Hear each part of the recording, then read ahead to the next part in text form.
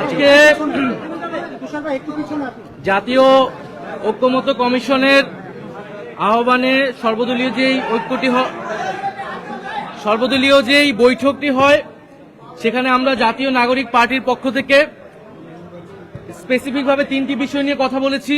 আমরা সরকারের যে প্রতিশ্রুতির সময় জুলাই ঘোষণাপত্র দেওয়ার কথা ছিল, আমরা সেটির অগ্রগতি সম্পর্কে জানতে চেয়েছি এবং 30 কার্য দিবসের মধ্যেই যাতে জুলাই ঘোষণাপত্রটি জারি করা হয় সে বিষয়ে আমরা জোর আহ্বান জানিয়েছি। কারণ আমরা এর আগেও দেখেছিলাম জানুয়ারি মাসে একটা ডেট দেওয়া হয়েছিল, সরকার প্রতিশ্রুতি দিয়েছিল, এই আন্দোলনের প্রেক্ষিতে আরেকটি প্রতিশ্রুতি দিয়েছে। এইবার যাতে প্রতিশ্রুতি ভঙ্গ না হয়। দ্বিতীয়ত আমরা বলেছি যে এই জুলাই মাস আসতেছে, 1 বছর পূর্তি হবে আমাদের গণ অভ্যুত্থানের। 5ই আগস্টের আগেই এই জুলাই মাসের মধ্যেই যাতে জুলাই সনদটি কার্যকর করা হয় সকলের স্বাক্ষর নিয়ে, আমরা যাতে জুলাই সনদ করতে পারি।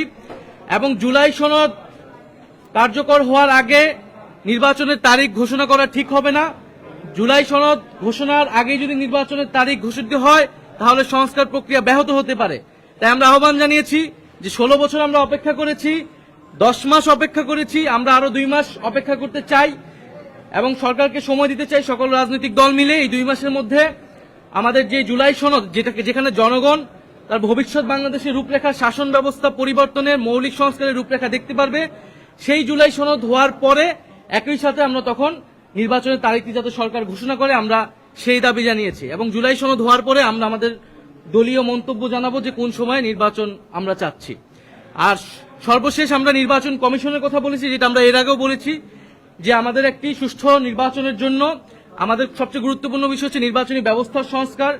নির্বাচন নিয়ে যত সংখ্যক আইন, নির্বাচন কমিশন সংক্রান্ত যে আইন, সেই আইনগুলো সংস্কার করে এই নির্বাচন কমিশন পুনর্গঠন করা। এবং নির্বাচন কমিশন এখন যে প্রক্রিয়া চলছে সেখানে আমরা আস্থা রাখতে পারছি না, নিরপেক্ষতা প্রশ্নবিদ্ধ হচ্ছে। এটি যাতে সরকার বিবেচনায় নেয়। এবং একটি উচ্চ আদালত থেকে আমরা দেখেছি নির্বাচন কমিশন নিয়ে প্রশ্ন তৈরি হয়েছে। তো সার্বিক বিবেচনায় নির্বাচন কমিশন যাতে পুনর্গঠন করা হয়। আমরা এই 3টি বিষয়ে মূলত আলোচনা করেছি। ধন্যবাদ।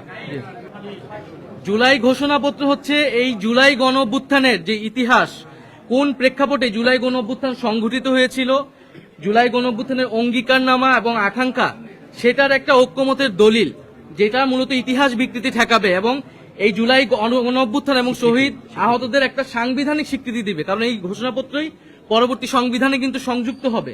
আর জুলাই সনদ হচ্ছে আমাদের রাষ্ট্র কাঠামোর যে সংস্কার, যে কোথায় কোথায় আমরা সংস্কারগুলো করব এবং সেই সংস্কার যাতে পরবর্তীতে অব্যাহত থাকে, বিচারের বিষয়টা যাতে আমাদের অব্যাহত থাকে, সেই বিষয়ের একটা ঐক্যমতের দলিল। ধন্যবাদ।